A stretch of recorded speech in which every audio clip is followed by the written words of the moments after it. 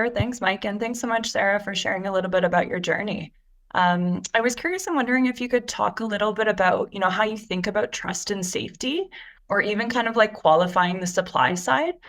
So I'm not sure if this is applicable, but like, do you do background checks on the providers? And then if so, like which side pays for the cost? Yeah, so this is part of the reason why we have never gone into like individual nannies or babysitters, and we only work with licensed daycares because at least we know that the providers are background checked, that they're regularly inspected. I mean, we still have a lot of incidents, but there's some level of trust and safety, but we still regularly monitor, licenses can get revoked. We have like a monitor set up where if a page starts getting like a lot of views on Winnie, it's typically because it's in the news and usually not for a great reason.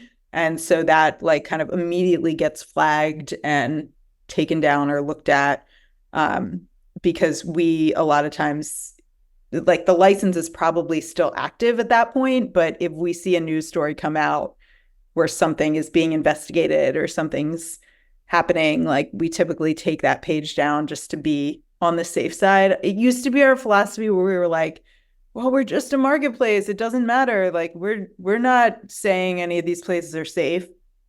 And we realized like, no, like if we're putting a website up for these pages, like we are, vouching for them, whether we think we are or not. And people will take that as a sign that it is in some way legit. And so we have to be kind of extra careful.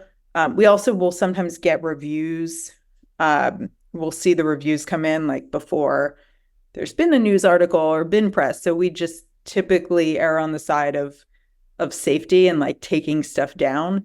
But the nice thing is they all do have that like licensing backing it. So if we take it down and then we see like actually it was not a warranted investigate, like it was investigated and then they decided that business could remain licensed or whatever, like we can always put the page back up.